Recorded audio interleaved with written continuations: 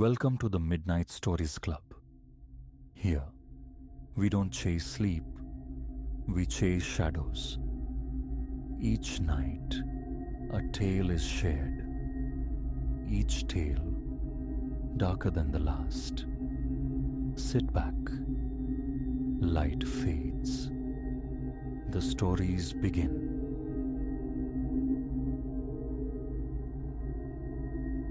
The surveillance system clocked my arrival at the Apex Tower precisely at 8:47 p.m. I know because I've dissected that footage, spooling it forward and back.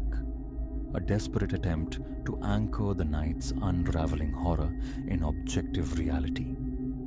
There I am on the screen, a timestamp burning white in the corner. Julian Vance navigating the revolving glass maw, attaché case swinging slightly, bound for the 23rd floor. For a contract left carelessly behind. A destination I would never reach. Too much work. Clara's parting words echoed in the cavernous quiet.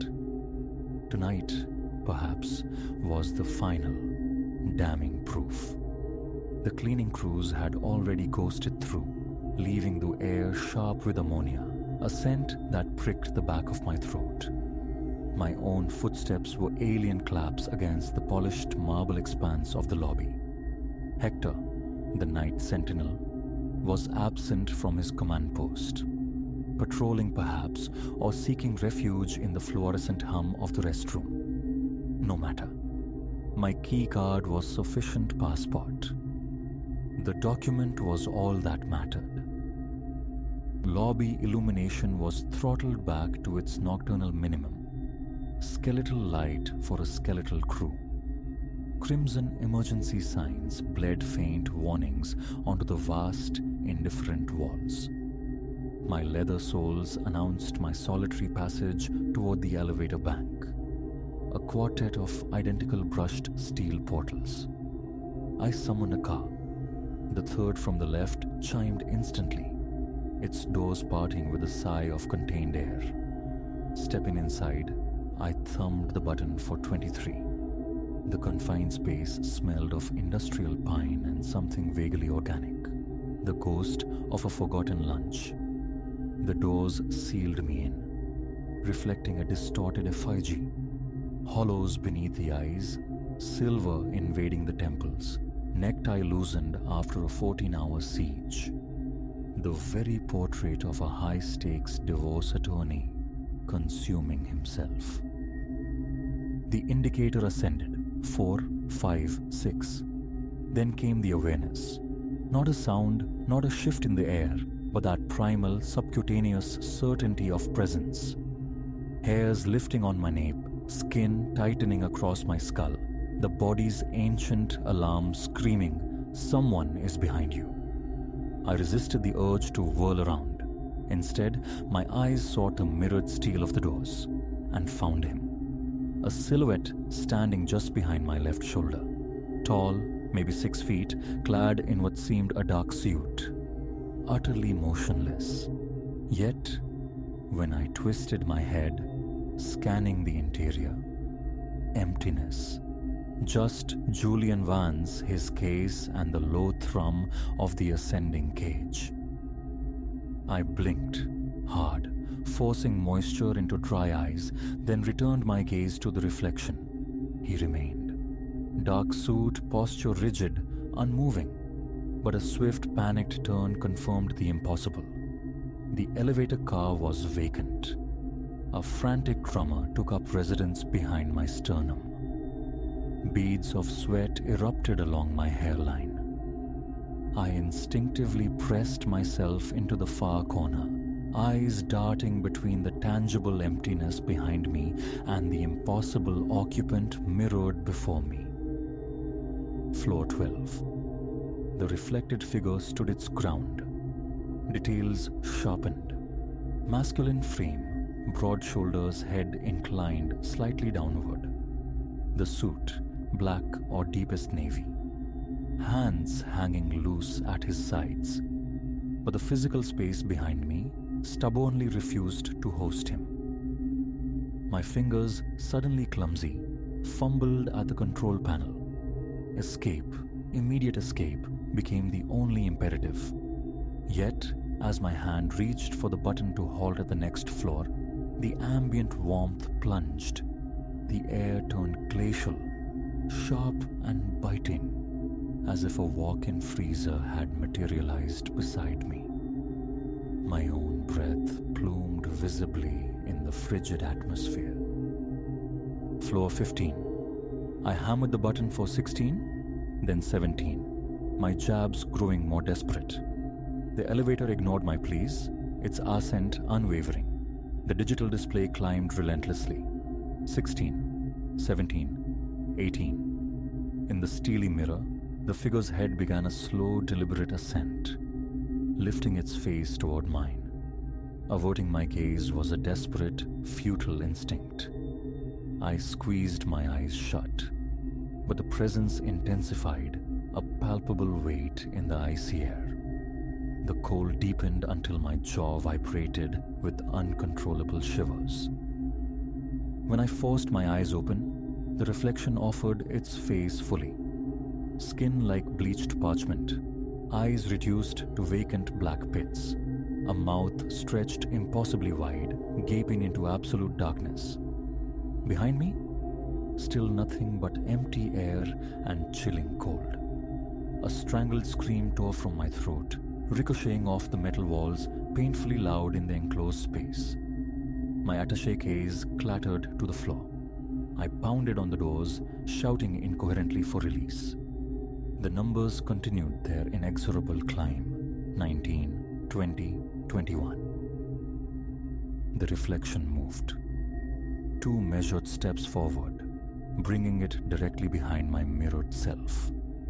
Those empty sockets fixed on my reflected face. The cold was now a physical agony, numbing my extremities. Each inhalation felt like swallowing shards of ice. Floor 22. One more level. Deliverance or damnation, just get me out. In the mirror, a pale hand began its spectral rise, drifting toward my shoulder. I saw it all. Elongated fingers, skin tinged with a deathly gray, nails appearing black under the stark fluorescent lights. Yet, on my actual shoulder, I felt nothing but the profound, bone-penetrating chill. A chime. Floor 23. The doors commenced their agonizingly slow parting. I didn't wait. The instant the gap was wide enough, I threw myself through it, abandoning the case, scrambling onto the dimly lit corridor floor. My dress shoes skidded on the polished surface as I sprinted toward the emergency exit, hitting the stairwell door with the force of a tackled player. 23 flights down, a desperate, stumbling descent, legs burning, lungs screaming for air. I burst into the lobby, a disheveled, hyperventilating wreck. Hector was back at his desk, startled upright by my explosive entrance. "Mr. Vance, you all right, sir?" Words failed me. I could only gasp, shake my head, and point a trembling finger toward the elevators.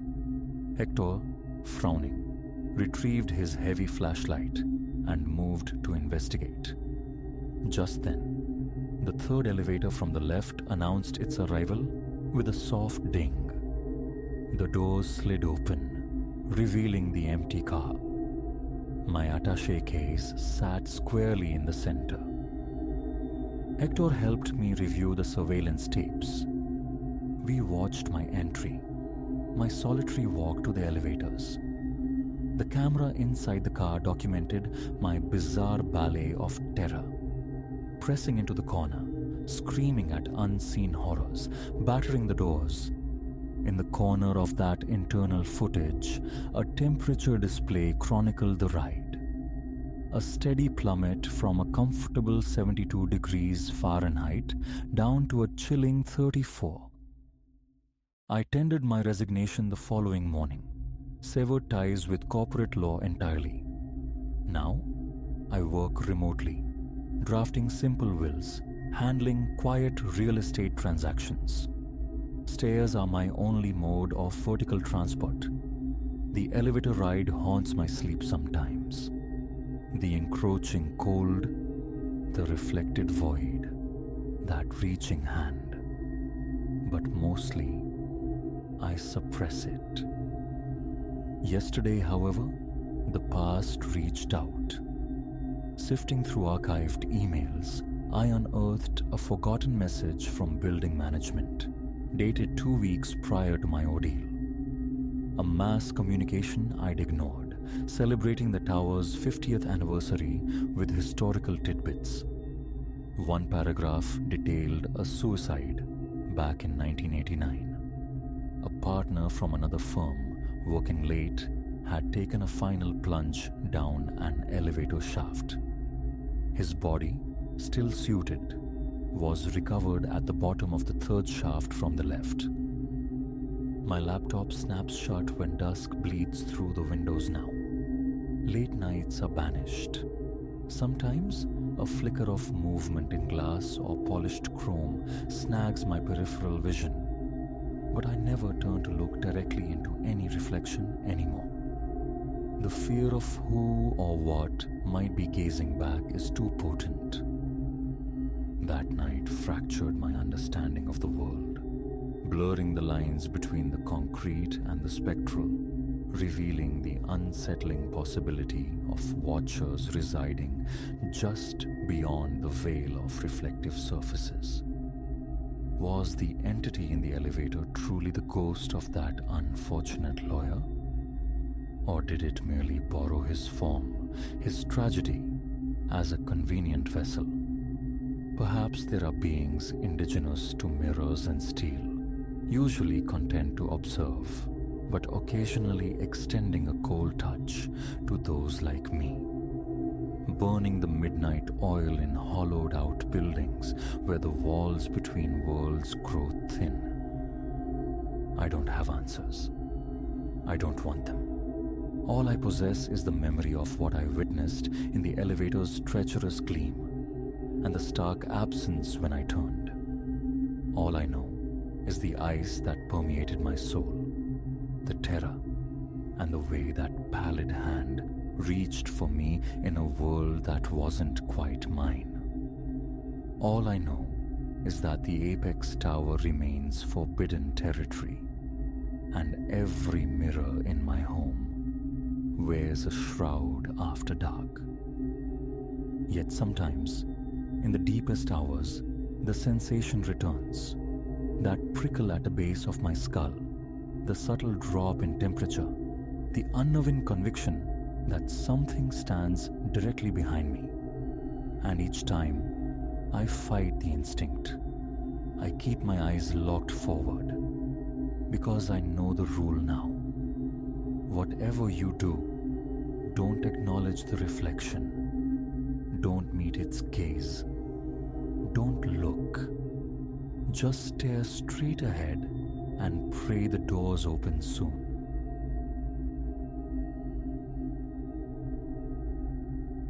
"3 in the morning, and the night bled weariness into Elias's bones. But fatigue vanished, replaced by a cold prickle, the moment his gaze snagged on the deformation marring his apartment door. Not paint, not grime. A handprint, impossibly large, pressed into other steel, as if the metal had softened like clay beneath its touch.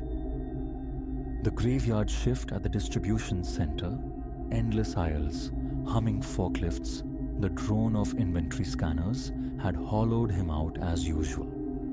Now this. A juvenile prank, surely. He fumbled the lock, the tumblers grating loud in the pre-dawn stillness. Inside, the air hung stale and silent. A familiar emptiness.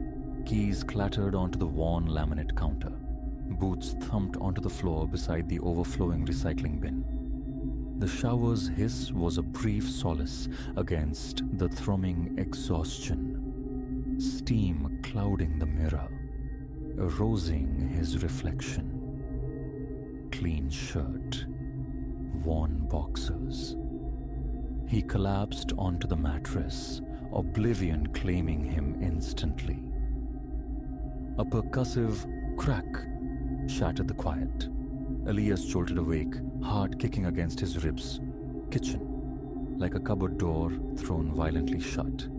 The bedside clock glowed. 4:47 a.m. He held his breath, straining against the absolute silence that followed. 30 seconds stretched taut, each tick an eternity. Then, a soft shik, the slide of a drawer.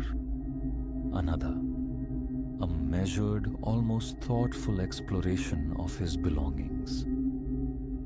His throat constricted.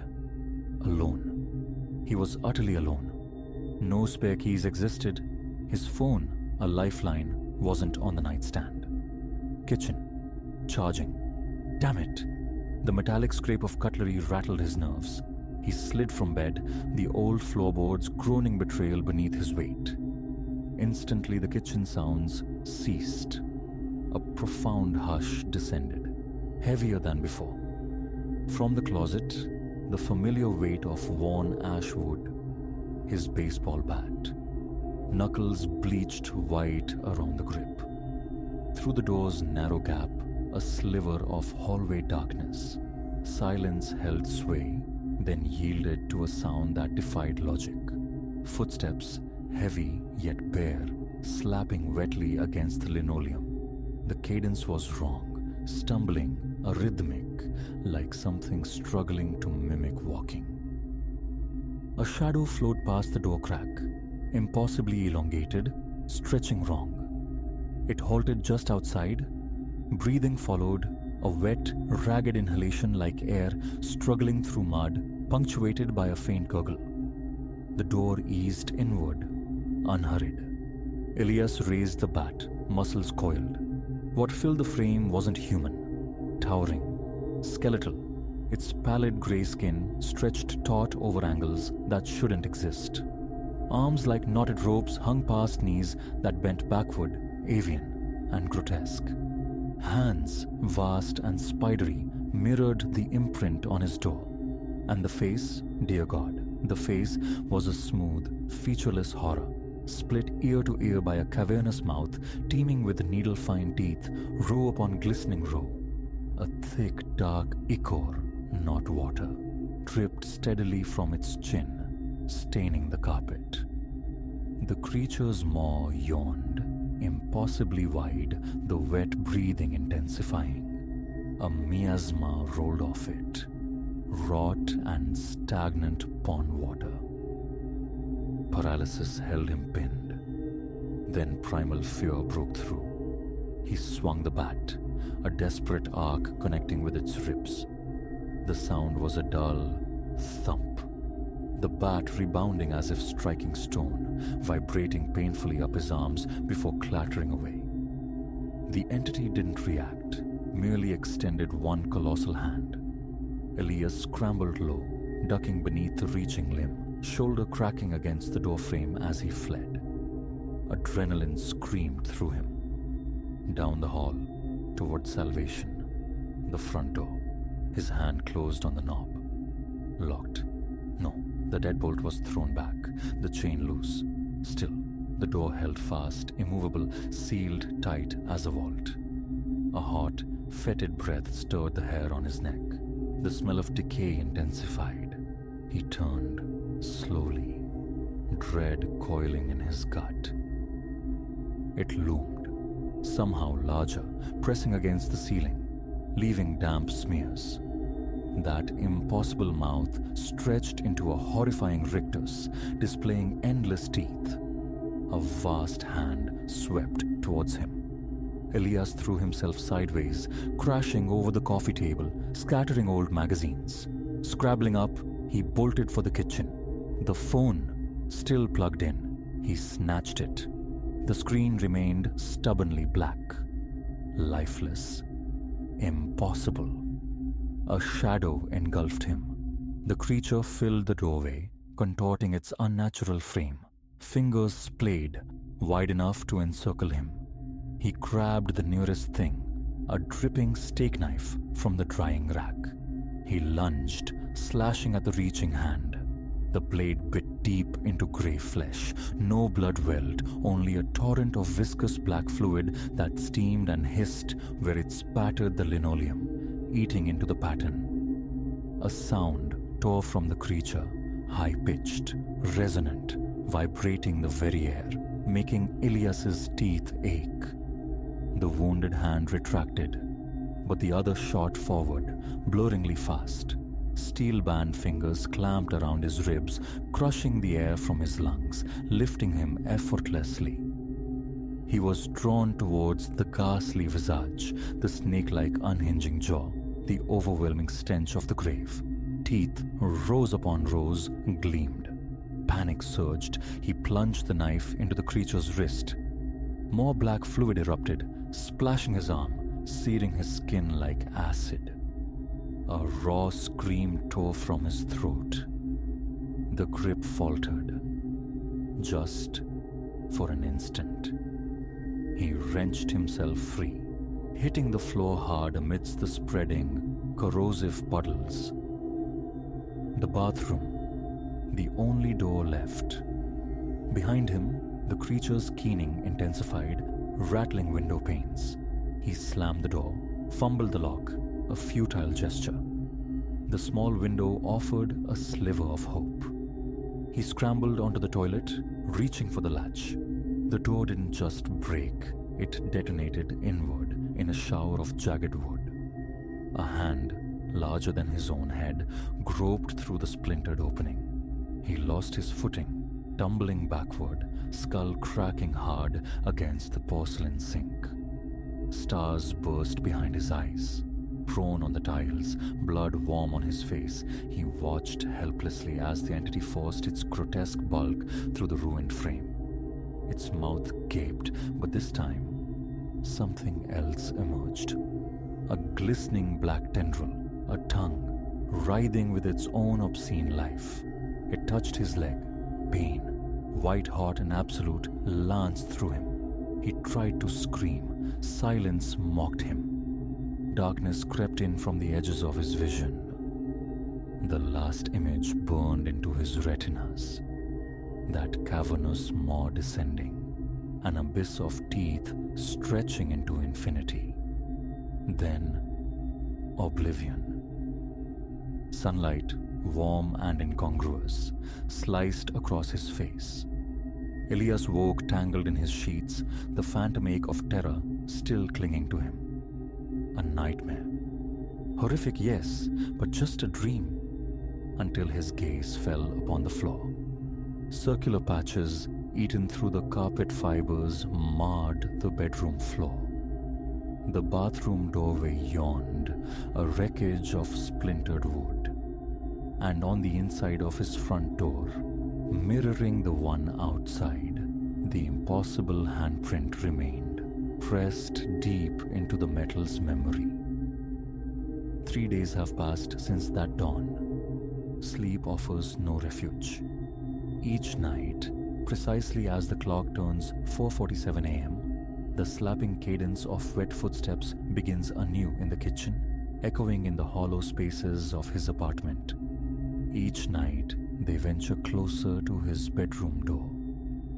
Hotels provide no sanctuary.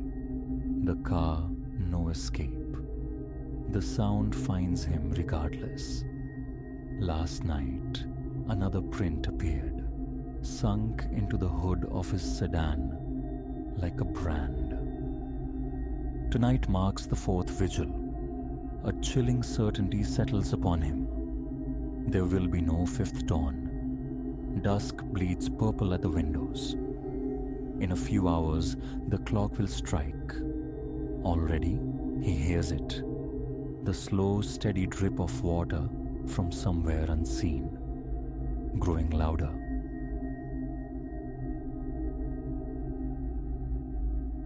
It was within the suffocating confines of a storage garage, hunkered on the town's frayed edge, that the mirror first snagged my attention.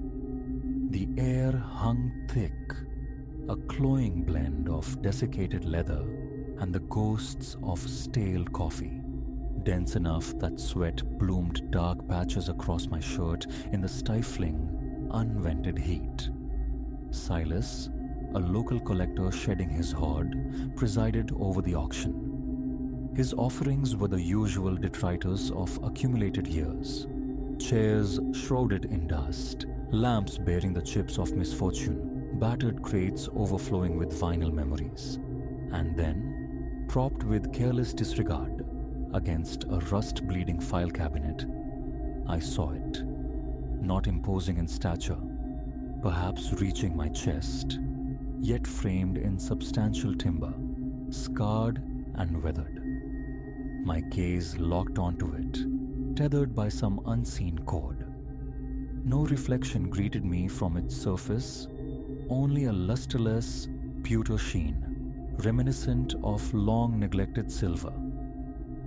Drawn closer, I knelt before it, the floor grid pressing into my knees. An inexplicable compulsion arose to trace the frame's contours with my fingertips. Smoothness yielded to splintered patches, the ghost of an abandoned restoration effort. The mirror's face remained opaque, clouded as if by breath on a winter pane. Tilting my head, angling for clarity, a faint silhouette swam into view. The bare outline of a figure, undeniably human, yet starkly not my own. I blinked, leaned nearer until my nose nearly grazed the cool glass. The silhouette held fast, an unwavering presence within the grey depths. A slow exhale escaped me as I drew back, my heart executing a heavy, insistent rhythm against my ribs. Comprehension eluded me, but a strange magnetism pulsed from the object. Silas, noticing my fixation, ambled over. A dry cough rattled in his throat before he offered the mirror at a tempting price. An old piece, he muttered, salvaged from some estate clearance ages ago. He confessed a desire to be rid of it, citing an unnerving quality that prickled his nerves. I arched an eyebrow. He merely shrugged, naming a figure surprisingly modest. A nod, a brief exchange of cash, and soon the mirror was secured in the bed of my truck. Owning a small antique shop, I rationalized the purchase easily. Peculiar items often commanded unexpected value. Surely some soul with a taste for the uncanny would find it intriguing. The true extent of its strangeness, however, had yet to unfurl. Back within the quiet sanctuary of my store, I wrestled the mirror inside, leaning it against the wall behind my counter. The instant my hands released the frame, a disquieting tremor traced its path down my spine. My shop, usually a haven of hushed browsing, populated by familiar regulars, was empty that afternoon. Locking the front door, I turned back to the mirror. A peculiar luminescence now played across its surface, a subtle internal shimmer. As I approached, positioning myself directly before it, I anticipated my own face staring back. Instead, there was nothing but an expanse of blank haze, thick and impenetrable as coastal fog. A constriction tightened my chest. Hesitantly, I reached out, my fingers brushing the glass. It was cold, unnervingly so. Then, the nebula swirled. A face resolved itself from the mist. Not my face, not as I knew it in the present. This visage bore my features, yet the hair was shorter, clipped decisively, and a faint, pale scar marked the skin just above the right eyebrow. Crucially, this reflection remained static as I moved. Its gaze met mine with a hard, assessing quality, an unnerving blend of recognition and subtle animosity. I froze, my throat suddenly arid, as I instinctively pulled my hand away. The other me pressed his own palm flat against the interior of the glass, a perfect reversed gesture. My own hand, I realized with a jolt, now hung limply at my side. His remained raised. My heart hammered, a frantic pulse echoing in the sudden, faint buzzing that filled my ears. Soundlessly, his lips moved, forming words I couldn't decipher, like watching a silent film through thick insulation. The pounding in my head intensified, torn between flight and a desperate need to understand. I remained rooted. He mouthed the silent message again, his eyes taut with an urgency I couldn't interpret. Then, as swiftly as it appeared, the image dissolved, leaving the mirror blank once more. I swallowed, the sound loud in the stillness, and wiped a bead of sweat from my brow. The room seemed to tilt. I groped for a nearby stool, sinking onto it. After moments spent gathering myself, I rose and circled the mirror, examining its mundane backing. Plain wood, a panel of stiff cardboard secured by tiny nails. Tapping it yielded only a solid, unrevealing thud. Returning to the front, I found my own reflection staring back. Tired, damp with perspiration, undeniably spooked. A shaky laugh escaped me. An optical illusion, surely. Exhaustion, the oppressive heat, a warp in the antique glass. Explanations flickered through my mind. Deciding to close shop early, I slid the mirror into the relative privacy of my back office, hidden from potential customers. The drive home, a quick shower. Routines meant to dispel the lingering unease failed. The memory of that other self's eyes, the pressure of his hand against the glass, caused my own hands to tremble intermittently. I resolved to examine it more closely in the morning light. Sleep offered little respite that night, a restless landscape of tossing and turning. Each time my eyes drifted shut, the image returned. That other Elias, hand pressed against the barrier, watching. Before dawn painted the sky, I was back at the shop. Unlocking the door, I made straight for the office. The mirror stood where I'd left it, leaning innocuously against a filing cabinet littered with old receipts. From a distance, it appeared ordinary, just another relic bearing the scuffs of time. With a sigh, I stepped closer. The surface remained stubbornly reflective for several heartbeats, then the familiar haze bloomed. Another shape coalesced. Me again, but visibly older. Silver threaded my temples, and I wore a tailored suit utterly foreign to my wardrobe. This version projected an unnerving calm. He lifted a hand in a slow wave, revealing a heavy gold band on his ring finger. My gaze dropped to my own bare hand, my worn jeans. My breathing quickened. Then, this older reflection turned his head slightly, glancing over his shoulder as if acknowledging someone unseen. The glass flickered like faulty neon, and another iteration of me materialized behind him, shouldering forward insistently.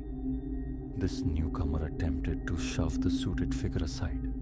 They exchanged glances thick with palpable frustration. A chilling awareness passed between them. The faint, staticky buzz returned, a sound like distant, untuned frequencies. The mouths worked, silent arguments unfolding. Anger, or perhaps desperation, sharpened their features. And then, whiteness wiped the slate clean. I stumbled back a step, my heart a frantic bird trapped in my chest. For several days, the mirror remained shrouded beneath an old sheet in a corner of my office. Selling it felt impossible. A knot of anxiety tightened at the thought of unleashing its peculiar properties onto someone else. Yet, curiosity gnawed relentlessly. I'd find my gaze drifting towards the draped form, wondering if those other versions of me were still present, perhaps observing me from the silent dimension. Sleep remained elusive, my shoulders aching with perpetual tension, my stomach unsettled. Dread warred with fascination each morning as I approached the shop. On the fifth evening, I deliberately stayed late. After locking the front door, I extinguished the main lights, leaving only the intimate glow of my desk lamp to push back the encroaching shadows. With trembling hands, I removed the sheet. The office air felt unnaturally still, expectant. I waved a hand before the glass. For a moment, nothing. Then the surface shimmered, resolving into a younger me, perhaps from several years past, sporting a forgotten hairstyle and a jacket I once favored. This reflection met my eyes, and his lips moved. I distinctly saw him form my name, Elias.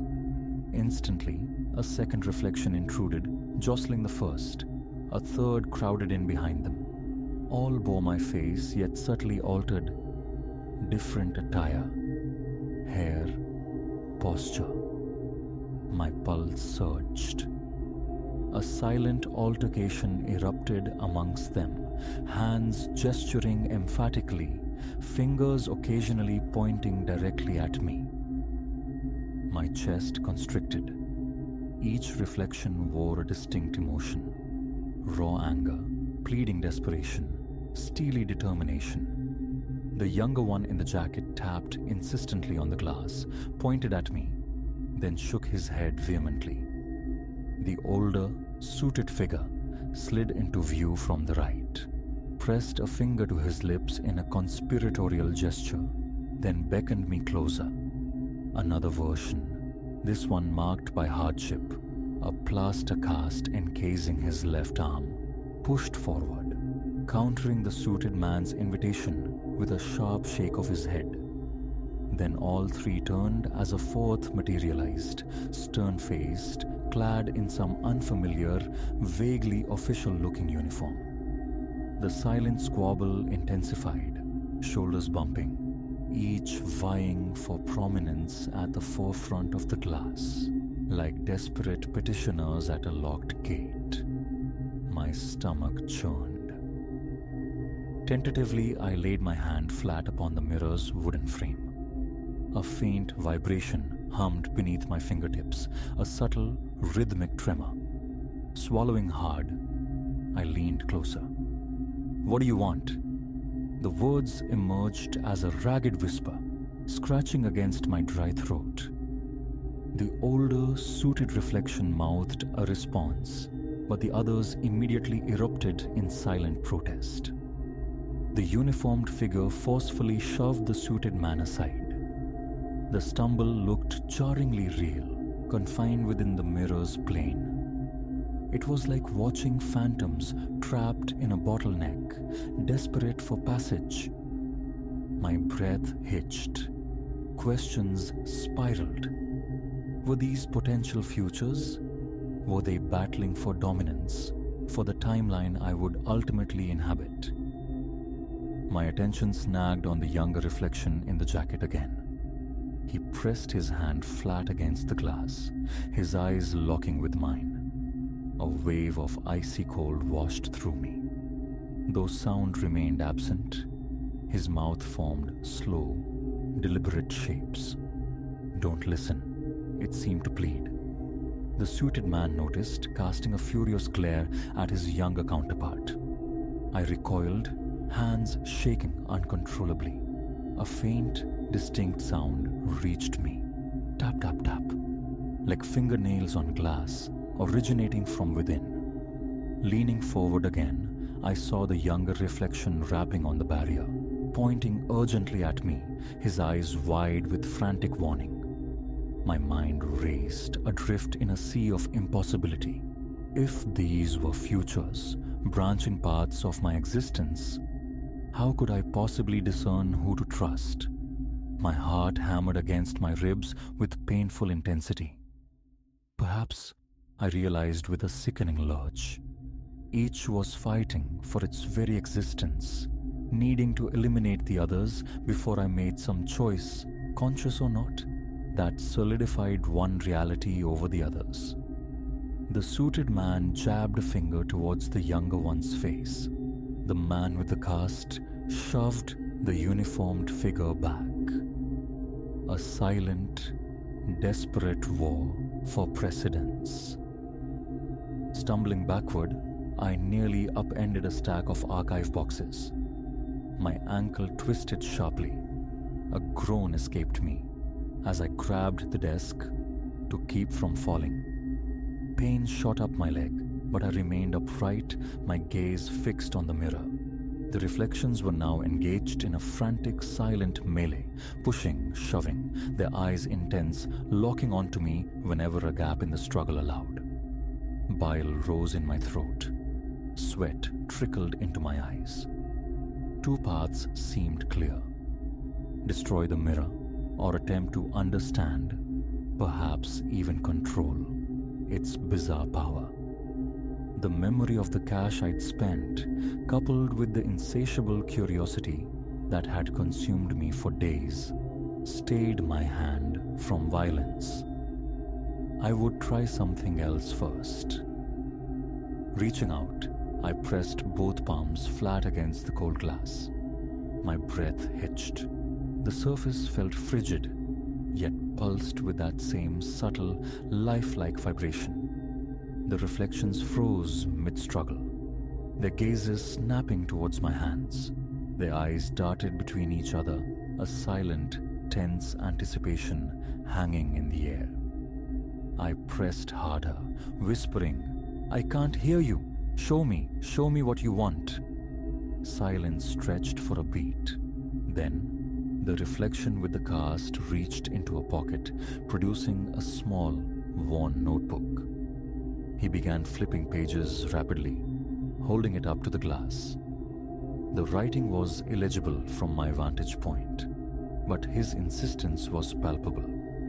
Suddenly, the suited reflection snatched the notebook, tossing it contemptuously aside within their mirrored world. He then reached inside his jacket, withdrawing what looked like a folded check or contract, waving it imperiously before the glass. The younger reflection in the jacket reacted instantly, slamming his hand down on the suited man's wrist, knocking the paper away. They grappled silently while the uniformed figure attempted to wedge himself back into the forefront. I stood there, palms aching dully against the glass, my breathing growing labored.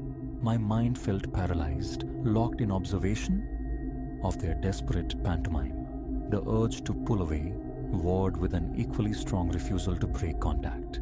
In some inexplicable way, they were me. I craved answers. My shoulders knotted tighter, my eyes burned from the strain of unblinking focus. The uniformed reflection glanced sharply at me, then towards the others, before pointing emphatically outside the mirror's frame, towards the space behind me in the real office. I hesitated, then turned my head slightly. Dusty shelves, the lone lamp casting long shadows. Nothing else. When I looked back, the uniformed man was pressed closer to the glass. He mouthed a single, unreadable word. Abruptly, the mirror's surface flickered violently, like a dying screen, and all the figures vanished. I was left staring at my own reflection, pale, sweat-slicked, utterly alone. A profound exhaustion settled over me, heavy as lead. My legs felt unsteady. I leaned heavily on the desk for support. Minutes passed as I stood there, listening to the rasp of my own breathing in the charged silence. The mirror remained stubbornly normal, reflecting only my current reality. I checked the locked door again, a pointless reassurance, then met my reflection's gaze, searching for any flicker, any hint of the others lurking beneath the surface. Nothing. Dragging my hands down my face, I felt the rasp of stubble, the dampness of my skin. I realized I'd been standing in that office for well over an hour, locked in a silent confrontation with impossible versions of myself, each seemingly desperate to steer my path. Trusting any of them felt like folly, yet the question of which path lingered. My heart still thudded with residual adrenaline. My chest felt banded with tension. It was the exhaustion of a marathon runner achieved through stillness. With trembling hands, I draped the sheet back over the mirror. My back protested the strain. Putting away the lamp, I grabbed my keys.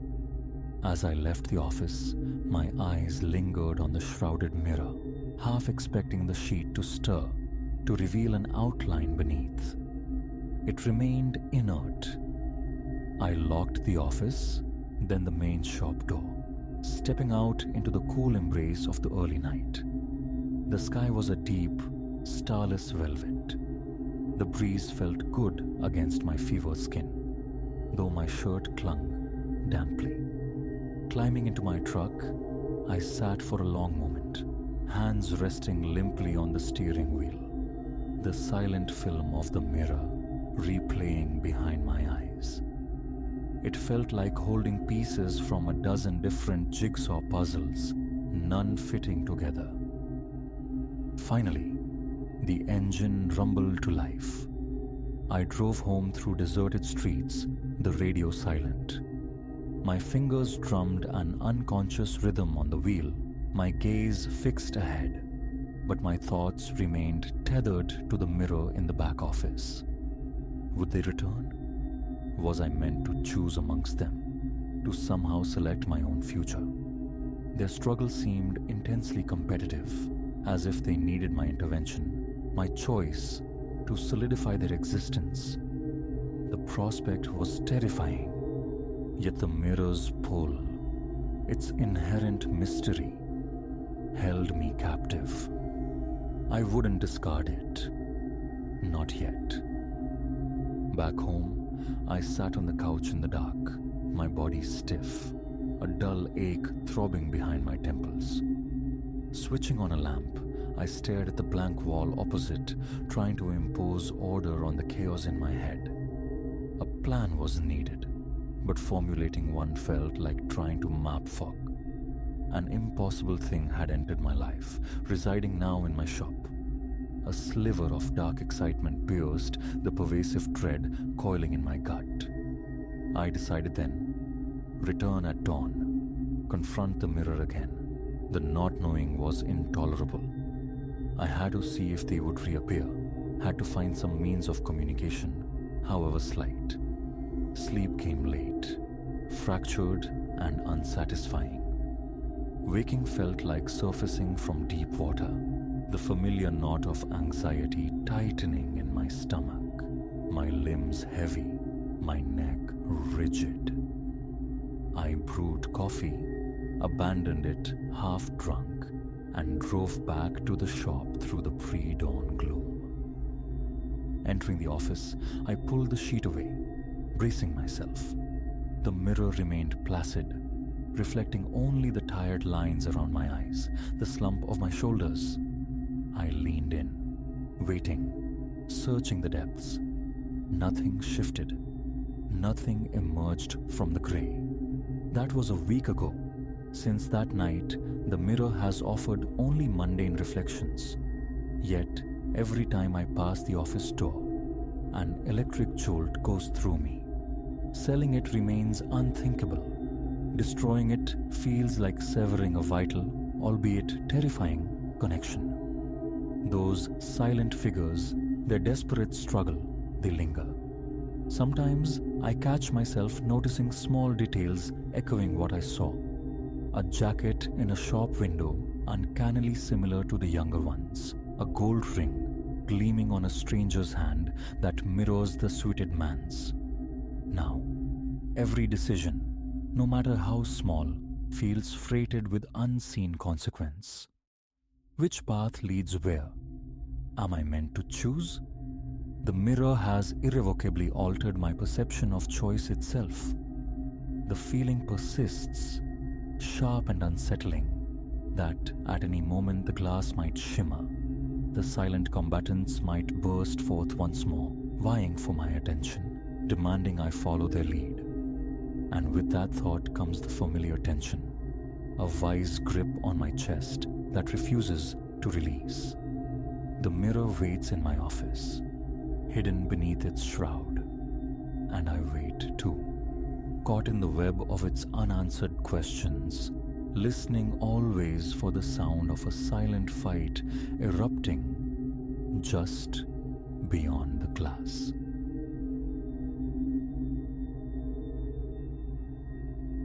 Perhaps it dawned on me between the faltering pulses of the overhead bulb. Those moments the study swam in bruised twilight, just how profoundly silent Alistair's house had become. I stood, marooned on the threadbare archipelago of the rug, clutching the pocket watch he'd bequeathed me. Its weight was abnormal in my palm, a dense metallic coldness that seemed intrinsic, its chain limp and lifeless. 3 times I'd wrestled with the crown, attempting adjustment, but the hands remained welded to 3 suns, an unblinking, obstinate stare. A swallow felt abrasive in my throat. The air possessed a flavor of stagnant decades, thick and uncirculated. Walls of dark, lugubrious timber seemed to lean inward, amplifying a silence that pressed down like a physical weight. I remembered arriving at this groaning edifice, Alistair's final legacy. An eerie place, certainly. But I hadn't bargained for this. Now the watch a cold stone against my skin. Each inhalation felt constricted, hard-won. Gooseflesh prickled along my arms, crawled the nape of my neck. A tide I couldn't command. Turning the timepiece over, my fingers traced the intricate alien geometry chased into its silvered casing. Circles entwined with sharp triangles, lines forming patterns that offered no familiar logic. I depressed the small stud at its apex. A brief resistance, then a faint click as the cover sprang free. The watch face gleamed back, not with enamel, but with the unsettling luster of polished obsidian. A miniature dark mirror, cupped beneath the immobile hands. My own distorted features swam there, twisting my stomach into a knot. Simultaneously, the ambient chill deepened. My breath plumed, a fleeting ghost in the air. Then, a whisper, so faint it was almost subliminal. A blade's edge sliding beneath the threshold of hearing. My heart gave a frantic leap. My gaze swept the familiar clutter. Alistair's imposing oak desk piled high with brittle yellow documents, the cavernous armchair breathing dust. Nothing. No one. Only that fragmented sound. Less than a syllable. Dark and impossibly distant, snagged in the room's shadowed corners. I retreated into the hallway, hands scrabbling for the switch. The corridor light responded with a weak, spasmodic flutter, throwing dancing, distorted shadows across the peeling floral wallpaper. A frantic pulse hammered against my eardrums. My free hand touched my brow, finding it slick with cold perspiration. A deep wrongness permeated the house, undeniable, visceral. Yet what recourse had I? This was my roof now. Flight at this hour seemed absurd, directionless. Where would I even go? With a decisive snap, I closed the watch, a small prayer that containment might help. The temperature seemed to nudge upward fractionally.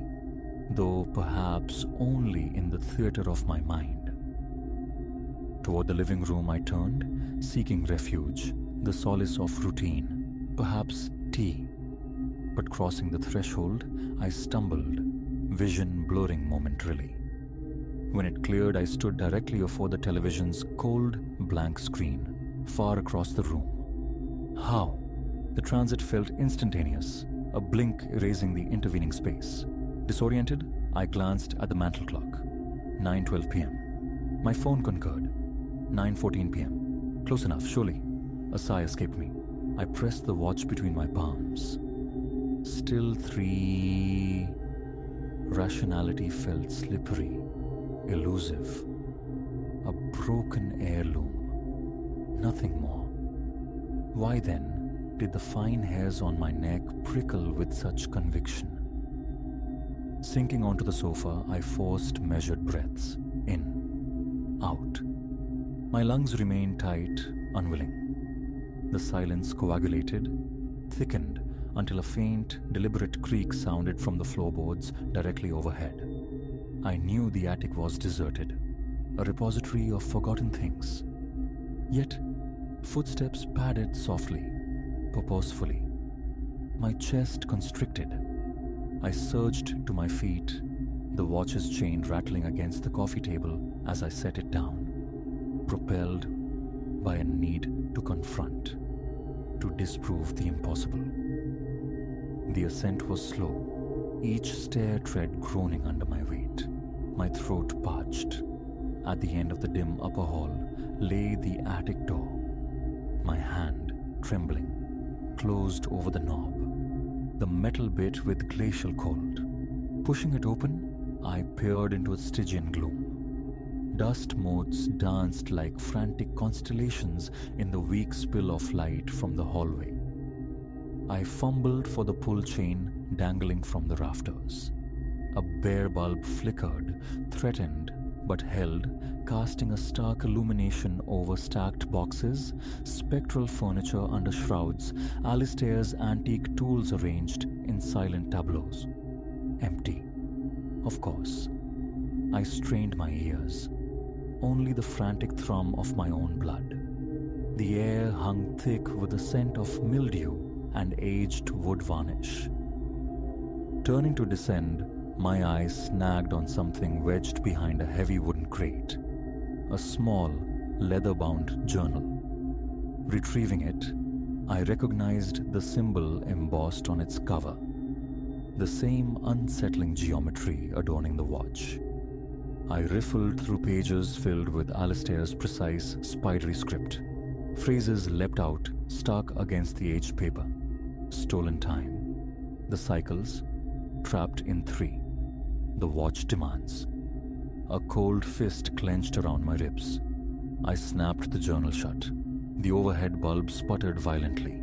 A wave of dizziness washed over me, the world tilting on an unstable axis. The light flared, painfully bright, then plunged into darkness before surging back. I stumbled, bracing myself against a dusty trunk. When equilibrium returned, I pulled open the attic door to find the hallway significantly darker than moments before. My phone's screen glowed. 10:25 p.m. I could have sworn mere minutes had passed. Had nearly an hour simply evaporated? Downstairs, the watch waited on the coffee table, exactly as I'd left it. Yet something had altered within me. A peculiar numbness infused my arms, the pins and needles sensation of restricted blood flow. Rolling up my sleeves revealed faint, intricate markings etched into my skin, shallow, precise lines mirroring the geometric motifs on the watch. They caused no pain, drew no blood. They were simply there. Panic began its insidious gnaw. Frantically, I rubbed at them. They remained, indelible. I bolted to the bathroom, flicking the switch. The light buzzed, then steadied. My reflection was a pale, haunted mask. I splashed icy water on my face, desperate to dispel the encroaching dread. It was then I saw it. The pattern on my right forearm had elaborated, a delicate spoked wheel near my elbow that hadn't existed seconds prior. My fingertips traced it. No sensation, just the chilling presence of the design. A whisper, dry and sibilant, coiled out from the hallway. I fled, leaving damp footprints on the worn linoleum.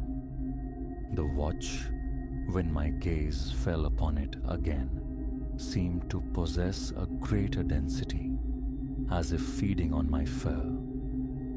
An attempt to call proved futile. My phone's battery, inexplicably, was almost dead.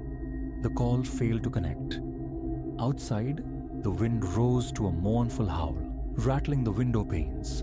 No moonlight penetrated the heavy curtains, only an oppressive, starless dark. I spent the next hour, or what felt like an hour, trying to impose logic onto the illogical. I put water on for tea, only to find the kettle stone cold moments later. Time itself felt fractured, unreliable. One instant, I was lighting a candle in the kitchen. The next, I stood bewildered in the hallway. The candle burned halfway down, hot wax pooling on my unfeeling hand. Each surreptitious glance confirmed the watch's temporal defiance. 3 wasn't. Each time I considered opening it again, a profound reluctance stayed my hand. That mirrored void held a terror I wasn't ready to face. Yet, answers were imperative. Perhaps closer scrutiny held the key. Finally, seating myself at Alistair's desk in the study, the journal laid open beside me, I forced myself to confront the watch once more. The tiny cover creaked open. My reflection stared back, warped, pale, eyes wide with a primal fear. But behind my own image, superimposed like a watermark on glass, I perceived another face, gaunt, angular, its eyes like empty sockets, hollowed points on a clock face. A strangled gasp escaped me. I slammed the cover shut. The lamp overhead flickered wildly, then extinguished. Utter darkness flooded the room. In that blackness, the whispers intensified, no longer distant but immediate, slithering into my ears, weaving themselves through my thoughts. The temperature plummeted. My breath hitched in ragged, painful gasps. My hand groped blindly for the desk lamp's chain, a desperate plea for light. When it flickered back to life, the watch was inexplicably back in my trembling hand. The patterns had migrated further, faint traceries now mapping my shoulders, creeping towards my collarbone. A scream built in my throat, but I choked it down, swallowing the rising panic. Action was necessary. This cursed artifact had to be expelled. I stood, stumbling through the corridor, nearly upending a porcelain vase. My destination? The front door. My intent? To hurl the watch into the night, bury it deep in the sodden garden earth, cast it into the street. Any act of violent separation. But as my fingers closed around the latch, it refused to yield. I pulled, twisted, rattling it impotently, shouting wordless frustrations into the unresponsive hall. The whispers seemed to curl into mocking laughter in the periphery of my hearing. My ears rang. The door remained stubbornly sealed. Heart pounding, I lunged for the nearest window, heaving at the sash, immovable. The house had become a hermetically sealed vessel. Cursing, I paced the living room, the overhead lights stuttering again, each flicker seeming to steal another sliver of time. Each beat of my heart felt unnaturally slow, as if the watch itself were warping the very fabric of seconds. Destruction then. Annihilation. Alistair's old claw hammer resided in a kitchen drawer, hands shaking uncontrollably. I placed the watch flat on the heavy dining table. I raised the hammer, the polished metal glinting malevolently. As the hammerhead began its downward arc, the lights died completely.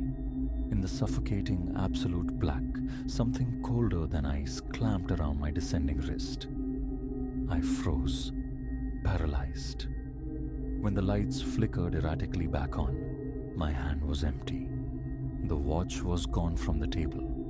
The hammer lay inert on the floorboards, and my arms, from wrist to shoulder, were now entirely sheathed in the intricate, terrifyingly beautiful geometric designs.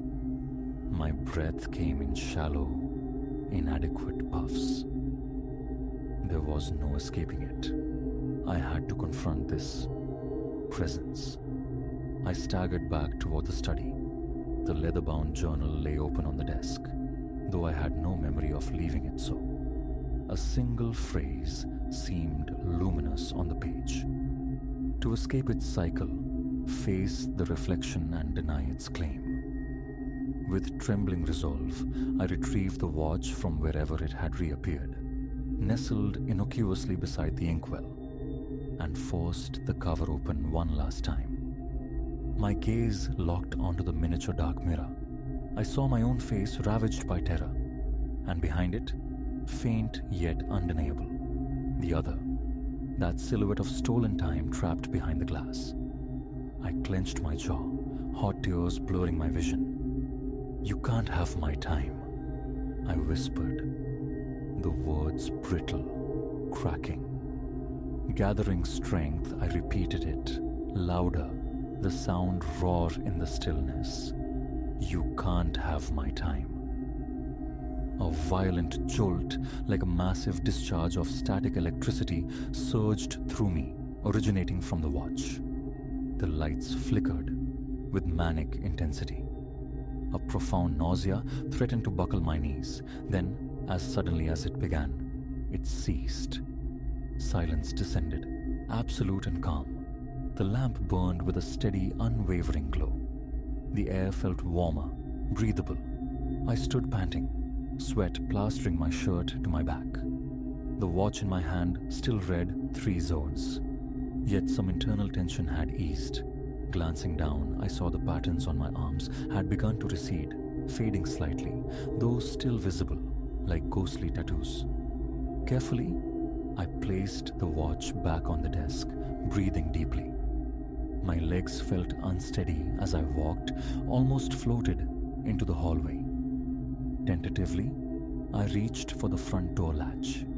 It turned smoothly. A gust of blessedly cold, clean night air swept into the house. I stepped onto the porch, gulping the freshness like a drowning man. Yet, a residue of wrongness clung to me. Before turning away, I cast one final glance back through the study window. The watch lay on the desk, its face dimly reflecting my silhouette framed in the doorway. For an infinitesimal second, I could have sworn I saw that hollow-eyed shape hovering just behind my reflection, a thin, knowing smile playing on its spectral lips, waiting. My skin felt tight, constricted, my heart still a frantic drum against my ribs. The patterns hadn't vanished entirely. Faint lines remained, a permanent etching. Returning inside was unthinkable. The watch remained, perpetually stalled at its appointed hour, and I knew, with chilling certainty, that while it might have relinquished its grip for now, that final reflection was a promise. It was merely biding its time. As I pulled the door shut behind me, a phantom chill traced its way up my spine, a lingering reminder that whatever resided within Alistair's ancient timepiece had no intention of letting me escape forever.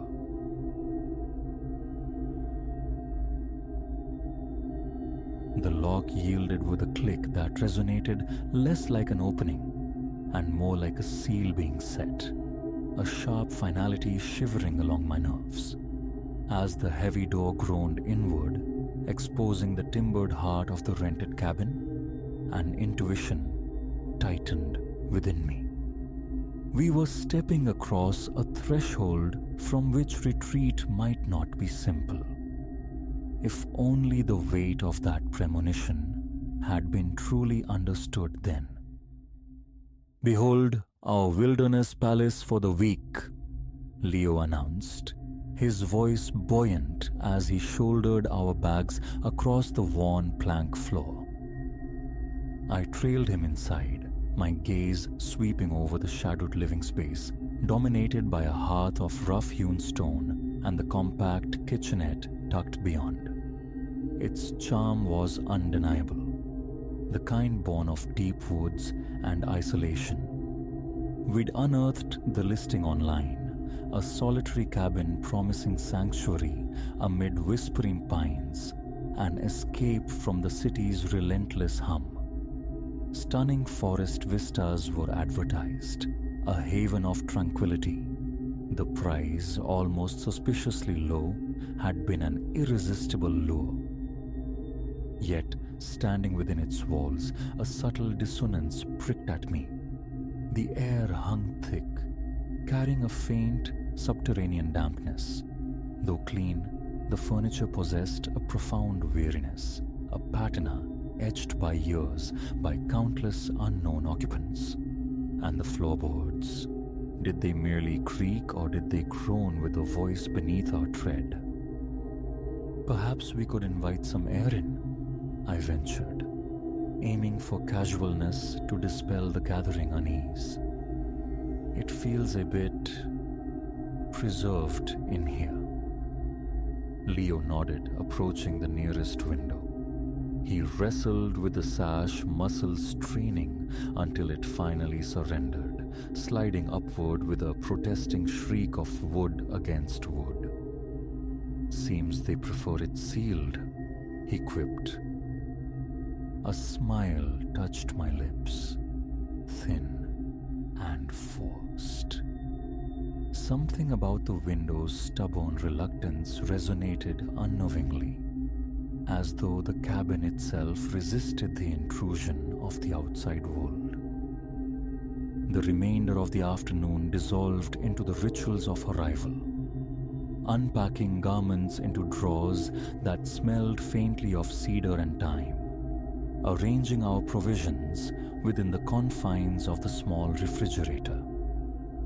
As the sun bled westward, casting elongated fingers of twilight through the dense trees, Leo coaxed flames to life in the stone hearth.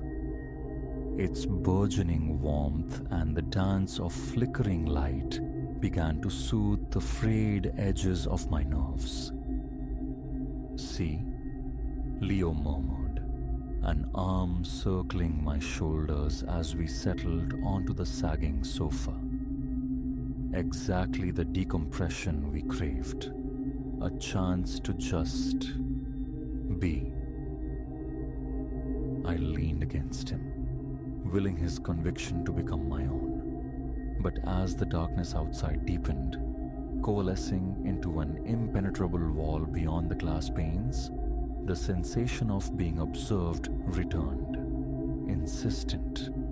Each glance towards the windows was fraught with the half-expectation of meeting eyes staring back from the night. Sleep that night proved elusive. The unfamiliar bed offered little comfort, its mattress a landscape of hidden lumps, the linens imbued with the ghostly scent of mothballs. But it wasn't merely physical discomfort that held wakefulness captive. The cabin breathed around us, settling with creaks and groans that felt too rhythmic, too intentional.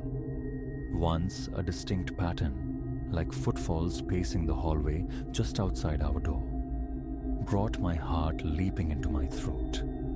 I lay rigid, straining against the silence that followed, finding only the house's low murmurs. Morning found Leo already tending to coffee in the kitchenette's small domain. "Sleep soundly?" he inquired, offering a steaming mug. I shook my head, the strong, dark brew a welcome jolt. Not entirely. This place has a vocabulary after dark. He chuckled, a sound too bright for the lingering shadows in the corners. Isn't that the authentic experience? Rustic charm, creaks and all. The urge to recount the phantom footsteps, to voice the growing disquiet, warred with the desire not to taint our retreat with what might be dismissed as paranoia. Instead, I suggested a hike. After breakfast, the forest encircling the cabin unfurled in breathtaking beauty. Towering pines filtering sunlight into dappled patterns on the mossy floor. For several hours, navigating trails barely etched into the wilderness, the cabin's oppressive atmosphere receded. Yet, as we turned back, the feeling returned, sharp and undeniable. Unseen eyes followed our progress. Leo, I whispered, my hand clamping onto his arm. Look there. His gaze followed mine towards a narrow gap between two ancient trees some distance away.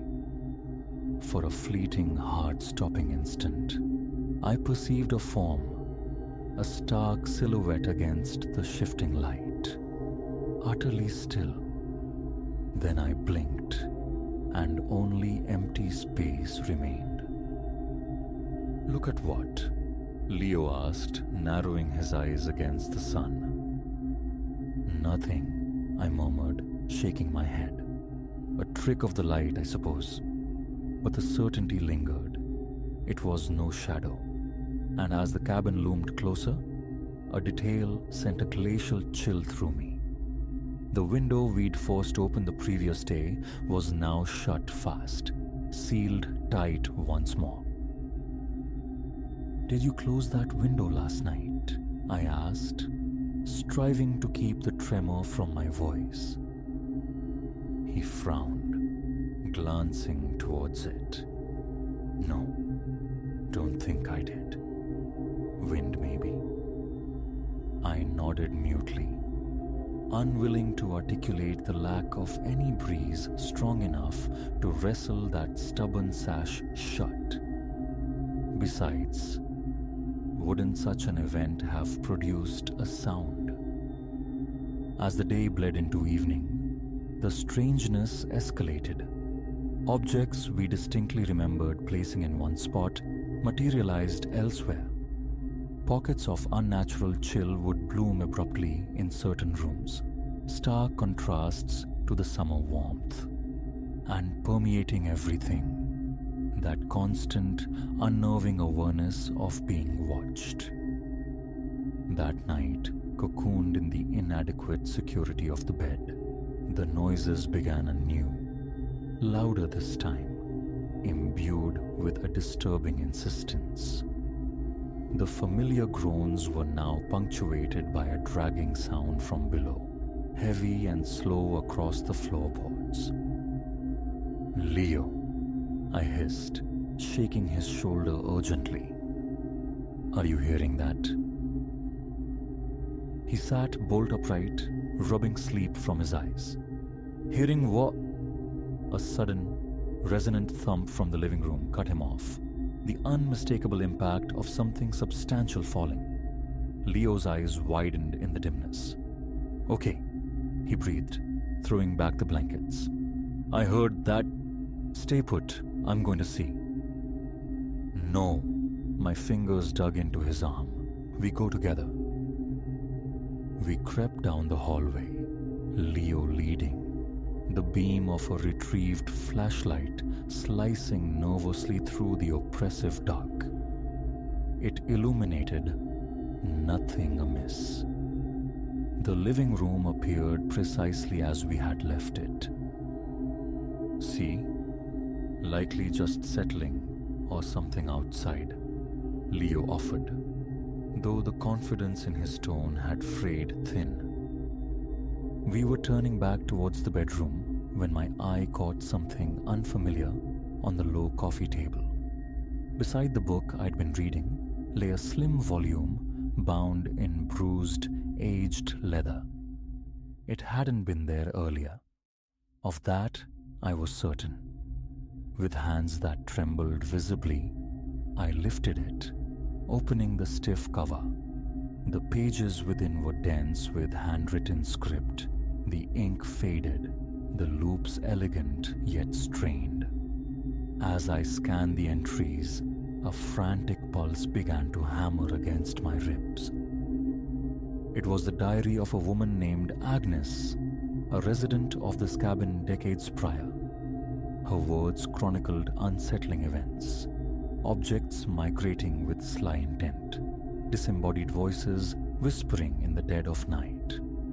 She wrote of presence, an entity of shadow and malice that seemed to draw strength from the isolation, growing bolder with each passing day.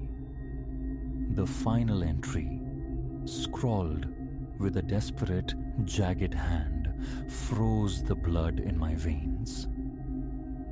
"It is here," Agnes had written. "Merciful God, it is inside now and there is no escape.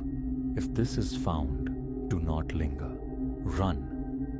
Run while the chance remains." I looked up at Leo, my face surely ashen. "We have to get out of here, right now."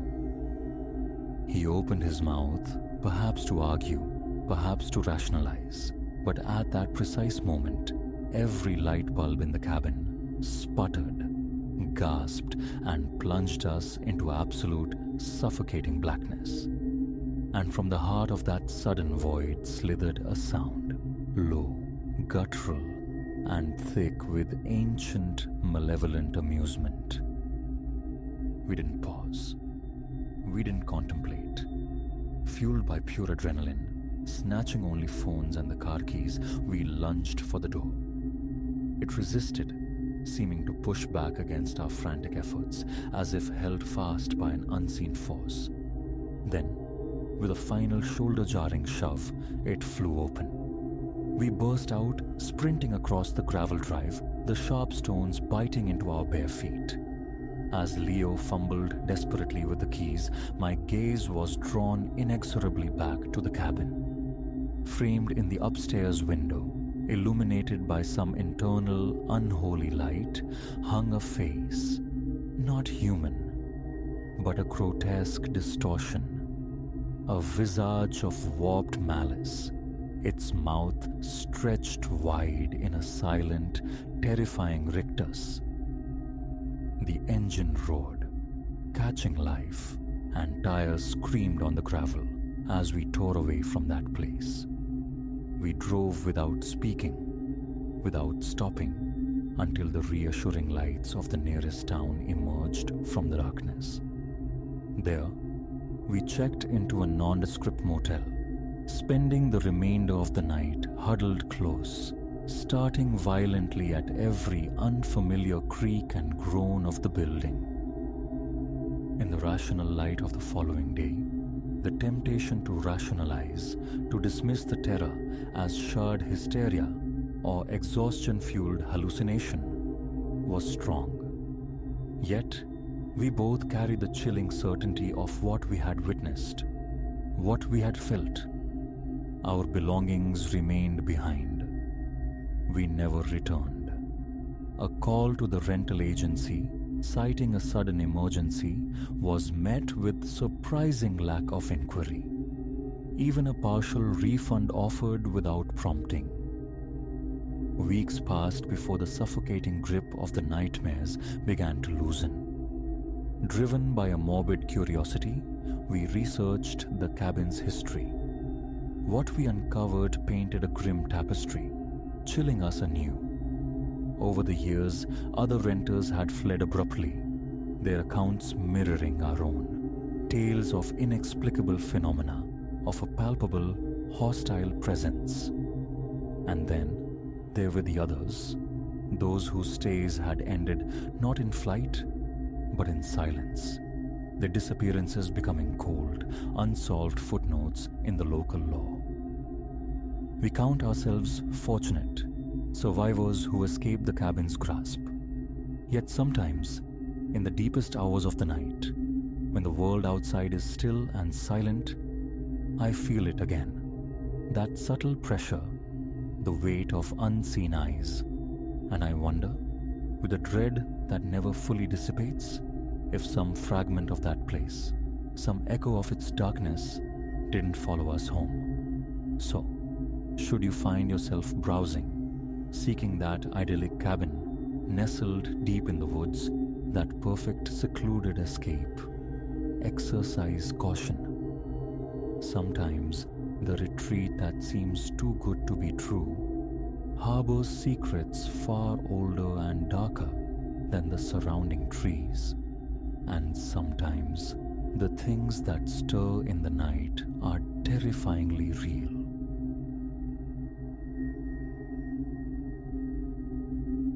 It caught my eye almost immediately upon entering the antique emporium. Tucked away in a shadow-choked alcove, an old grandfather clock. Tall, fashioned from some somber wood, its glass face revealed hands locked eternally at the stroke of 12. A dissonant stillness emanated from it. The proprietor, Mr. Silas Blackwood, materialized beside me, his gaze fixed not on the clock, but on my reaction. "No mend in that one," he murmured, a gravelly undertone to his voice. "Past saving." His warning barely registered. I was captivated, ensnared by its silent, brooding presence. Superstition isn't usually my companion, yet that evening, I departed with the timepiece cradled awkwardly in my arms, a nameless disquiet settling deep within me. 9 o'clock had chimed elsewhere long before I reached home. I navigated the clock into the living room, leaning its considerable weight against the wall near the sofa. The room swam in twilight hues, and the clock's dial seemed a pale, watchful eye in the gloom. Fatigue from the day, I told myself, rubbing tired eyes. My phone, nearly drained, found its charger. I scattered more light through the house, flipping switches, attempting to dispel a creeping sensation of not being entirely alone. Silence reigned, punctuated only by the refrigerator's low thrum from the kitchen and the almost imperceptible buzz of the hallway ceiling lamp. Mundane sounds, ordinary sights, yet my gaze kept snagging on the clock. Minutes were spent in contemplation of it. Dust lay thick on its shoulders. Scratches marred the dark wood along its edges. The glass panel, however, remained curiously clear, affording an unobstructed view of those two hands, frozen together at the apex. Utterly lifeless. A tentative nudge to the pendulum yielded only a brief, reluctant sway before it settled back into immobility. A faint coolness brushed the air around me. Dismissing it, I turned away. Hunger gnawed, and the prospect of rest beckoned. Leftovers warmed in the microwave became dinner on the sofa. The clock loomed just beyond my peripheral vision, a silent monolith I consciously tried to ignore.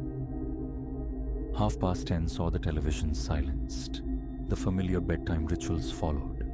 Teeth brushed, a change into sleep clothes, the surrender to bed. A final glance at my phone confirmed the time.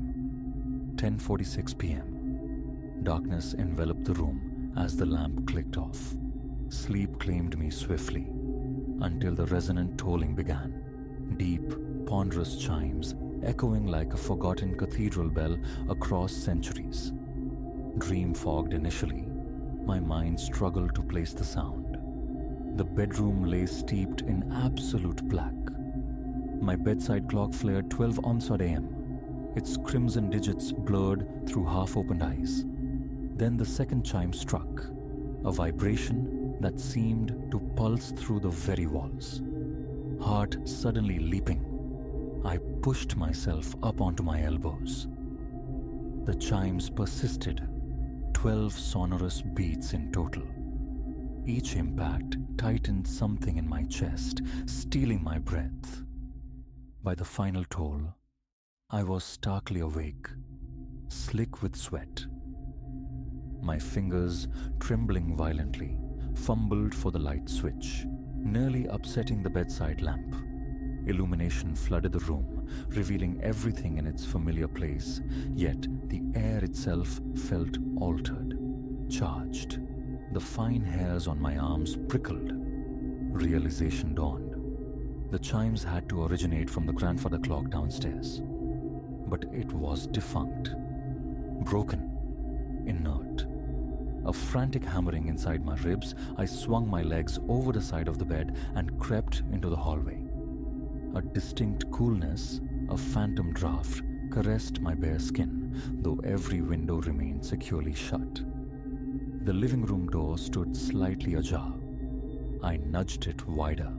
Darkness pooled within, relieved only by the weak spill from the hallway lamp behind me, carving the room into stark geometries of shadow. I discerned the clock's silhouette near the sofa. Its face remained fixed at midnight. The pendulum hung motionless. Nothing stirred. Swallowing felt difficult. My throat constricted. The chill intensified. I advanced, the floorboards groaning beneath my cautious weight. Another wave of cold air washed over me, and then I perceived something about the shadows. They weren't static. They seemed to stretch, elongating from the corners, tendrils reaching towards the room's center, towards me. Blinking achieved nothing. The illusion, if it was one, held fast. My eyes darted to the clock, half expecting animation, ticking hands, a swinging pendulum. Stillness reigned. I checked my phone. Still 12:01 a.m. A tap on the screen confirmed it wasn't frozen, yet the minute refused to yield. Time itself seemed snagged, the entire house pinned beneath the weight of this single moment after midnight. Even the refrigerator's hum felt distant, muffled. I felt like the soul-moving entity in a petrified world. Then came the awareness, a presence. No other term suffices. A palpable sense of occupancy in the room that wasn't mine. My chest constricted further. Whirling, I swept the beam of my phone's flashlight across the furniture. Sofa, innocuous. Coffee table, holding only a stray magazine. The corner lamp, unlit. But near the window, a patch of darkness seemed unnaturally dense, absorbing the light, refusing definition. The phantom breeze intensified, brushing my arms like icy fingertips. My pulse thundered, a frantic drumbeat in my ears. Rooted to the spot, skin tingling, mouth desert dry, I felt that primal certainty of being watched, observed by unseen eyes. I held the light steady on the corner. Just shadow. Yet an unshakable dread prevented me from approaching, my legs feeling impossibly heavy. Instead, I found myself inching towards the clock. A desperate need for a tangible explanation, a hidden battery, some overlooked mechanism, propelled me forward against the tide of fear. Heart slamming against my ribs, I forced my hand to grasp the side panel. The wood felt smooth, unnaturally cold. I pulled the front open. The pendulum hung, stark and still. No gears turned, no power source was visible. Just the derelict guts of a broken machine. But an odor arose, faint, distinct, the scent of decaying paper, of old books forgotten in a damp cellar. It emanated solely from the clock's interior. Closing the panel, I retreated, rubbing the sudden goose flesh on my arms. My phone stubbornly displayed 12:01 a.m. A soft rustle whispered from the shadowed corner. My breath hitched, faint, like fabric brushing against plaster. I swung the flashlight back. It illuminated the corner, empty save for the heavy curtain draping the window. The curtain stirred, a slow, deliberate sway, though no window stood open. Heart threatening to burst, I fought the instinct to bolt. Then, abruptly, the atmosphere shifted. The pervasive cold vanished, replaced by the room's normal ambient temperature.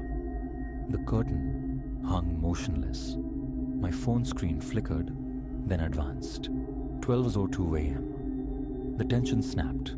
The refrigerator's hum returned to its usual pitch. Normalcy rushed back in, as if a switch had been thrown, restarting the present. I didn't linger. I fled to the bedroom, locking the door behind me, remaining awake until nearly 2, phone clutched like a talisman, repeatedly checking the advancing minutes, seeking reassurance that time flowed as it should. Exhaustion finally dragged me under. Morning brought a dull ache behind my eyes and stiffness in my neck. The alarm jolted me awake at 7. Rolling out of bed, the night's events flooded back, leaving me shaky, uncertain. Yet, I compelled myself to investigate the living room. Sunlight streamed through the windows, illuminating dust motes dancing in the air, striking the sofa, highlighting the clock's dusty crown. It stood exactly as I'd left it, hands fixed at 12. In the bright light, last night's terror felt slightly less substantial, perhaps an overreaction born of fatigue. My phone showed the correct time, 7:05 a.m. Everything appeared utterly normal. Coffee was made, emails scrolled through, attempts at distraction that failed, as my thoughts persistently circled back to the resonant chimes, the invasive shadows, the chilling sense of being watched. Returning the clock crossed my mind, but curiosity, or perhaps a nascent dread of leaving the mystery unsolved, stayed my hand. Instead, I contacted a local horologist. The man on the line, Arthur Finch, scheduled a visit for the following week, the earliest available slot. Life settled back into its rhythm. Work, commute, evenings at home. The days passed uneventfully, but each night, precisely at midnight, the sequence replayed. 12 solemn chimes reverberated through the house. The cold draft materialized. The familiar hush descended, silencing ambient sounds. Shadows deepened, stretching like ink spills. My phone invariably froze for a minute or two. The duration was brief, yet the fear remained potent, visceral. Flooding the house with light made no difference. Draping the clock in a heavy sheet failed to muffle the tolls. Even relocating it to a distant closet proved futile. The chimes still found me. The shadows still gathered in every corner. The grim ritual persisted. The pendulum never swung, yet the clock tolled with unwavering certainty. On the 5th night, an experiment formed. As the first chime echoed, I launched my phone's stopwatch. How long did this temporal anomaly last? My hand quivered as I watched the timer remain stubbornly at 0:40. The second chime sounded. The screen held fast. The world felt suspended, breathless. A knot tightened in my stomach.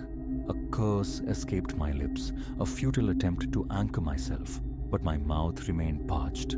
Then, a faint scraping noise emanated from near the hallway. The hairs on my nape prickled. The chimes continued their slow, deliberate count. My gaze drifted towards the closet where the clock now resided. The door, which I knew I had firmly shut, stood slightly ajar, a dark sliver revealing the interior blackness. I stared, teeth grinding, an icy sweat tracing a path down my spine. With the 12th chime, the scraping ceased. Simultaneously, my stopwatch clicked over to 001, then 0102. Normalcy crashed back. I sagged, breathing raggedly, heart pounding a deafening rhythm in my ears, feeling momentarily faint. A violent urge to demolish the clock surged through me, tempered only by the chilling fear that destruction might unleash whatever entity was tethered to it. I left it untouched, pacing the living room until the adrenaline subsided, finding little sleep that night. A few days later, Arthur Finch arrived, a pragmatic-looking man in his middle years, carrying a small, worn toolbox. Anxiously, I retrieved the clock from the closet, an unpleasant reluctance accompanying even touching it. He gave it a cursory glance, then opened the front panel, peering intently at the mechanism with a small light. He probed the gears, tutted, and finally shook his head. Completely seized, he declared, his tone definitive. Looks like someone's had a go at it, rather crudely too. Frankly, there's nothing functional left here. He pointed out missing components, rusted parts, irreparable damage. Could it possibly chime? I had to ask. He chuckled dryly. In this state? Absolutely impossible. The chime rods are present, yes, but the striking train is shattered. It couldn't make a sound. I paid him for his assessment, a knot tightening in my stomach as he departed. The fragile hope for a rational mechanical explanation dissolved, leaving behind the stark, chilling certainty. The clock could not chime. Yet it did. Every night, and every night, time itself faltered at its tolling. That evening, I resolved to capture evidence. Around 11:30, I positioned my phone on a tripod in the living room, aimed squarely at the clock. The overhead light went off, leaving only a small lamp casting long shadows, ensuring the clock remained visible. I started the recording and retreated to the hallway, positioning myself to peek around the corner. Waiting. The minutes crawled by, each tick amplifying the frantic beat of my heart. At 11:59 p.m., the lamp flickered erratically. The first chime sounded. The familiar wave of cold washed through the house. My phone, held in my hand, displayed 11:59, frozen. I counted the chimes under my breath, my voice a trembling whisper, my body rigid with tension. The air grew thick, heavy. By the 12th chime, sweat beaded on my forehead. The musty, ancient paper odor permeated the air. The urge to flee warred with the need to see this through. Then, the snap back to reality. My handheld phone jumped to 12:01 a.m. Heart hammering, I hurried into the living room and stopped the recording. Trembling fingers navigated the playback. The video ran normally until the timestamp hit 11:59. Then, the image froze. A static frame of the clock in the dimly lit room, for what felt like half a minute. Abruptly, the footage jumped forward to 12:01. The chimes. Not a whisper. Only silence bracketed the visual glitch. The phenomenon refused documentation, existing only within the bubble of its occurrence. For me alone. Trapped. That was the overwhelming sensation. Locked in a nightly cycle with this impossible clock. 12 chimes, the encroaching cold, the grasping shadows, the pause in time. And during that pause, something else inhabited my home. Unseen, unheard on recordings, but felt. A presence sensed lurking just beyond sight. Smashing the clock felt too perilous, keeping it a slow erosion of sanity. Eventually, I moved the clock to the garage, burying it behind stacks of old boxes and forgotten things. That first night, without its looming presence in the house, offered no reprieve. Midnight arrived and the chimes echoed, seemingly no less resonant for the distance. The phantom wind still ghosted through the rooms, raising gooseflesh. I sat rigid on my bed, fists clenched in impotent frustration. After the 12th toll, time resumed its flow. I didn't investigate. I knew the clock remained out there, untouched, its hands eternally pointing to 12, a silent, mocking sentinel. Now, every night unfolds with grim predictability. I hear the chimes commence. For that brief suspended interval, the world beyond my walls ceases to advance. My phone becomes a dead screen. Connection is severed. I feel it, the presence, sometimes seeming close, just outside my locked bedroom door, sometimes a vague disturbance in the hallway's shadows. I hold my breath, count the tolls, and wait for the 12th chime to release me back into the flow of seconds and minutes. The dread has become a familiar ache, yet it still constricts my chest nightly. A part of me screams to burn it, to haul it to the curb and relinquish it to fate or some other unfortunate soul. But a deeper, colder fear whispers that the entity tied to the clock might not depart with the object itself. Is this forever? This nightly haunting at a stroke of midnight. I am caught in this temporal eddy, repeating every 24 hours.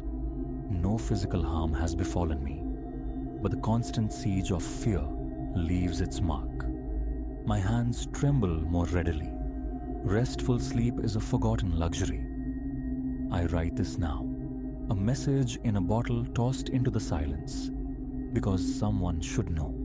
The old grandfather clock remains frozen at midnight, deep in the garage's clutter, yet its chimes continue to mark a moment where time breaks and shadows stir. I don't know how to end this cycle. All I can do is brace myself night after night for midnight's arrival and wonder when, or if, whatever waits in those pauses will finally step into the light.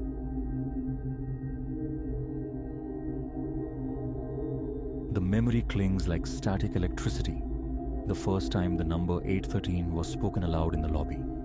A Thursday, the clock hands crawling towards 9.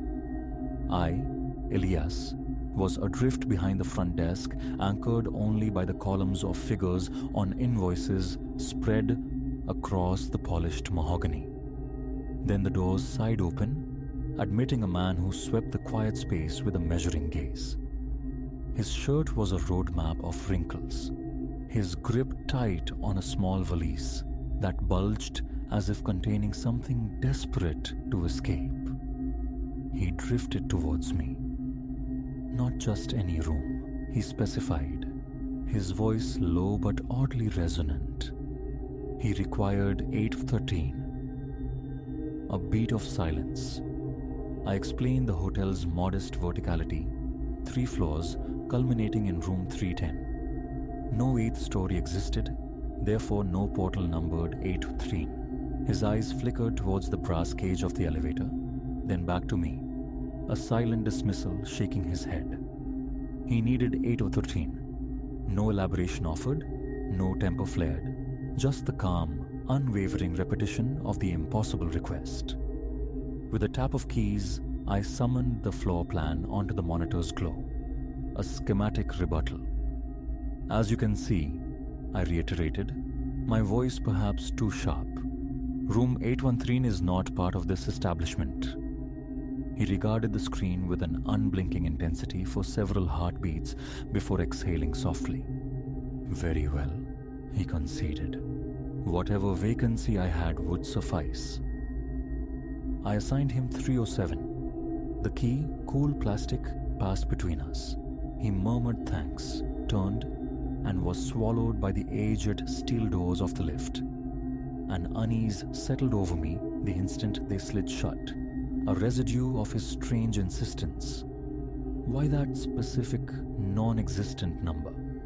Initially, I filed it under peculiar guest quirks, the countless eccentricities one encounters in the nocturnal solitude of hotel work. I returned to the invoices, seeking refuge in their black and white certainty.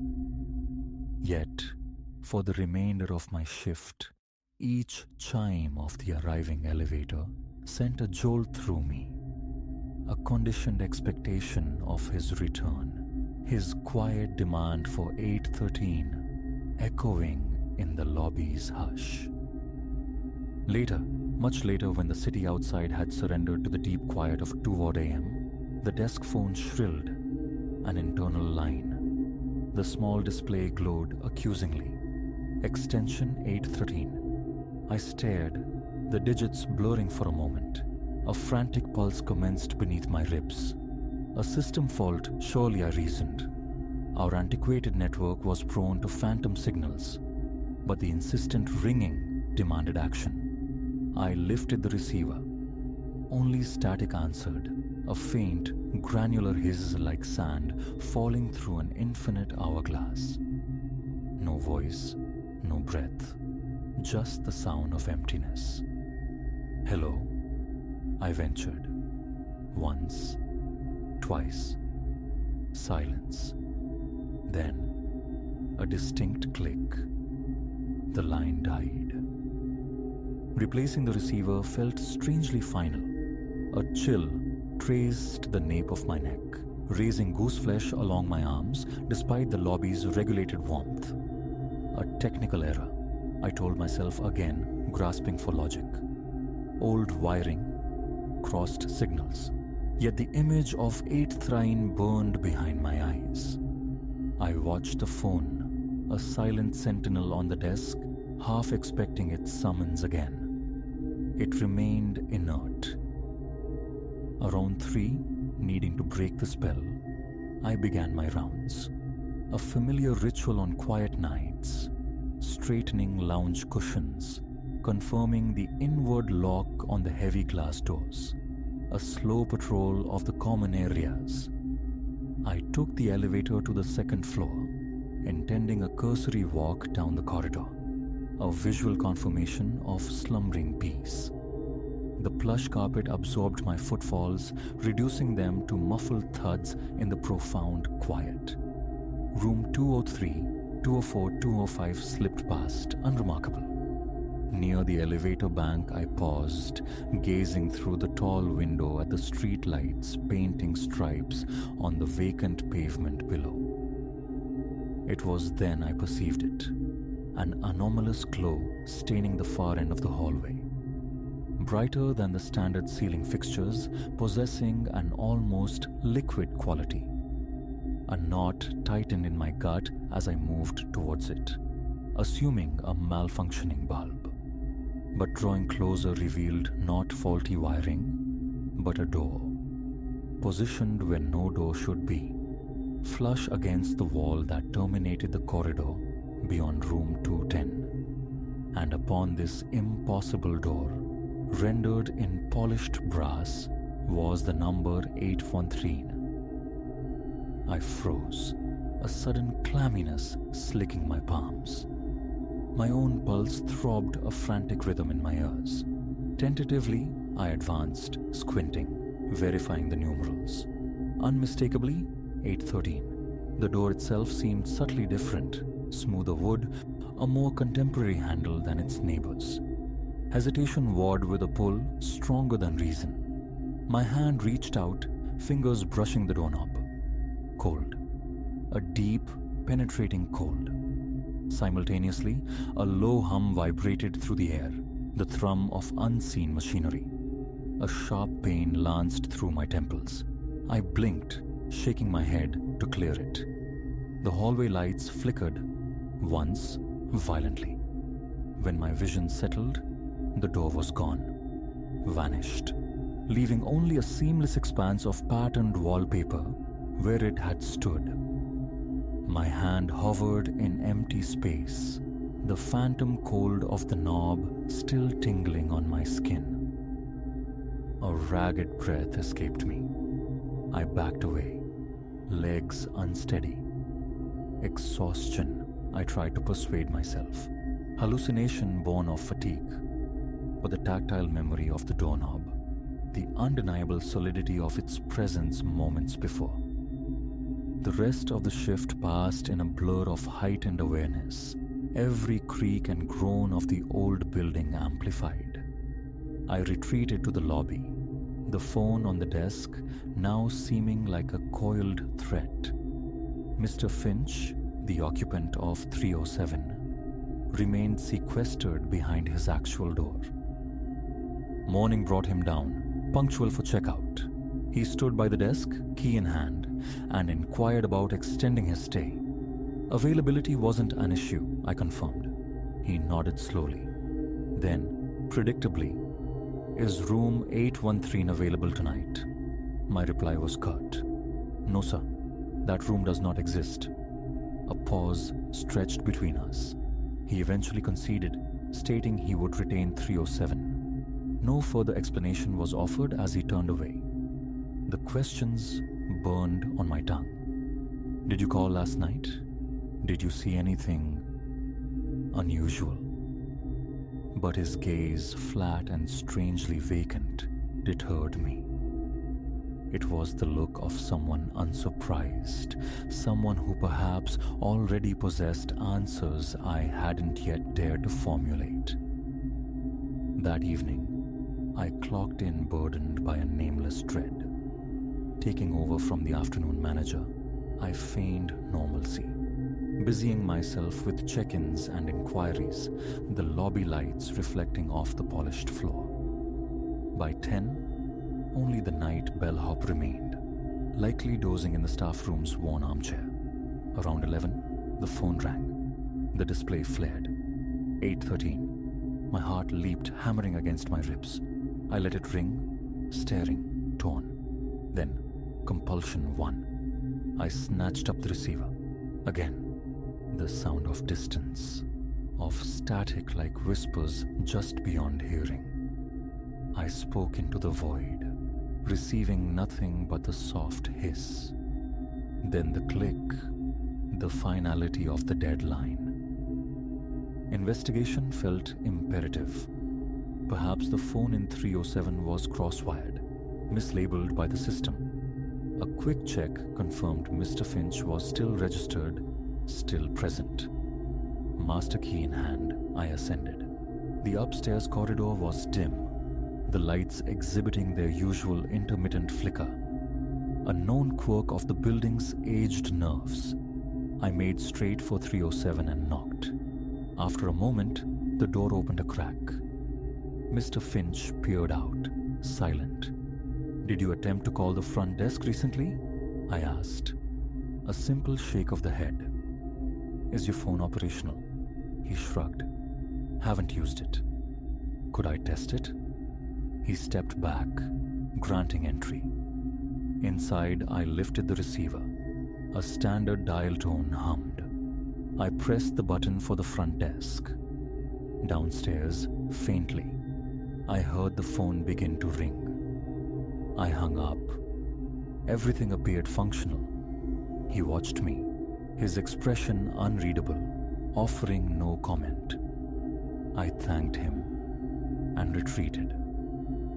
Back in the relative sanctuary of the lobby, I accessed the phone system logs via a small panel behind the desk. The digital record was stark. 2 calls logged that night from extension 813. No calls registered from 307. The chill returned, prickling my skin. Closing the panel, I turned, and my gaze fell upon the short corridor leading to the rear service exit. It seemed elongated. Perspective warped, the passage stretching unnaturally, perhaps 40-50 feet instead of its usual 20. The single bulb at its distant end pulsed erratically. Hesitantly, I walked towards it, resisting the urge to flee back to the relative safety of the desk. A faint ringing commenced in my ears. My mouth felt dry as dust. As I neared the corridor's apparent end, I saw it. A door materialized on the right wall, where only blank plaster should have been. Brass numerals gleamed, 813, the same modern wood, the familiar handle. I halted, breathed in shallowly, glancing back down the now normal length of the corridor. Alone. Utterly alone. Reaching out, my fingers found the knob. Cold. Solid. Real. I tried the handle. Locked. I stood there, heart pounding a frantic tattoo against my ribs, listening to the silence. From the lobby, distantly, the desk phone began its strident summons. The corridor light flickered. I turned towards the sound. When I looked back, the door had dissolved. The corridor was merely a corridor again. I stumbled back to the desk, gasping, the phone having fallen silent. Throughout that night, the hotel seemed subtly mutable. The lobby floor felt momentarily tilted. A door on the second floor appeared slightly offset from its frame. Each time, a blink restored normalcy, but the cumulative effect was deeply unsettling. A queasy sense of reality fraying at the edges. Anxiety churned within me. I tried to lose myself in paperwork, but my eyes kept darting towards the phone, the elevator, the shadowed corners. It remained quiet until the dawn light began to dilute the darkness. The following day, around noon, Mr. Finch reappeared. He looked drawn, dark smudges beneath his eyes, betraying a sleepless night. "Checking out," he said. He settled his bill, returned the key for 307. The unspoken questions about 813 hovered between us, thick and palpable. I felt certain he held some piece of the puzzle, but the words wouldn't form. He held my gaze for a long moment, then turned and walked out through the glass doors, his overburdened valise bumping against his leg.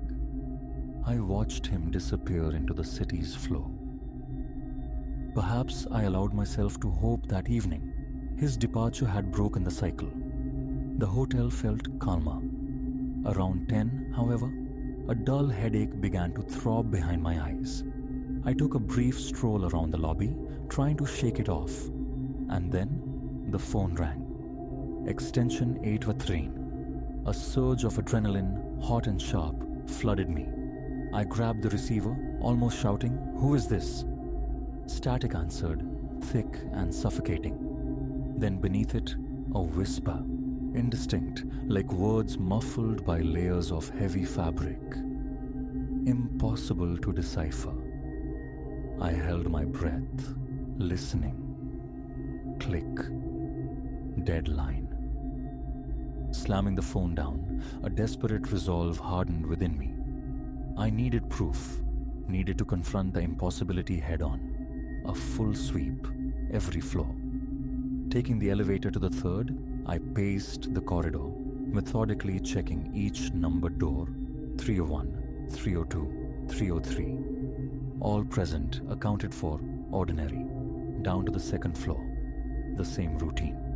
All seemed blessedly normal. I paused near the elevator, the familiar pattern of the carpet grounding me. A low buzz emanated from the overhead lights. And then, inevitably, my eyes were drawn to the corridor's end. There it stood. 813. This time, I marched towards it, fueled by a mixture of terror and defiance. My heart hammered, a frantic bird trapped in my chest. My lips felt numb. The door radiated solidity. I fumbled for the master key, inserted it into the lock. It turned with a soft click, but pushing against the wood, I met unyielding resistance. It wouldn't budge, as if barricaded from within. I put my shoulder to it, shoving with all my weight. The handle rattled violently. From the other side, a loud thump echoed, the distinct sound of heavy furniture toppling over. My blood turned to ice. I recoiled, stumbling back. The door slammed shut with startling force, entirely on its own. The brass numerals 813 flickered momentarily like dying embers. Then, in the space between one frantic blink and the next, the door ceased to exist. Empty wall, blank space. My legs trembled uncontrollably as I retreated towards the elevator, jabbing the down button with a shaking finger. The wait felt eternal. When the doors finally opened, I practically fell inside, descending to the lobby in a state bordering on shock.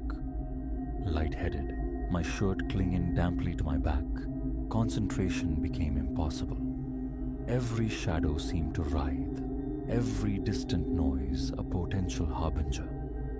Around 4 in the morning, I surrendered, collapsing into the chair behind the desk, determined only to wait for daylight, unwilling to patrol the shifting architecture of the hotel any further. The calls from 813 persisted over the following nights, though their frequency gradually diminished. Sometimes I answered, met by the familiar static or the unintelligible, cloth-filtered whisper. Other times I let it ring until silence fell. The door sightings also grew rarer. It would materialize unexpectedly. At the end of a service hallway, tucked into a recess near the lobby bar, once even glimpsed through a window, impossibly affixed to the exterior brickwork near the delivery bay. Always the same smooth wood, the cold handle, the humming presence. Always vanishing before I could truly engage with it. Sometimes dissolving upon a direct look, other times lingering just long enough to mock my attempts to approach before a flicker of light erased it. I delved into the building's history, sifting through dusty blueprints and archived records in the back office. No 8th floor, no room 813. The hotel stood, as it always had, 3 stories tall.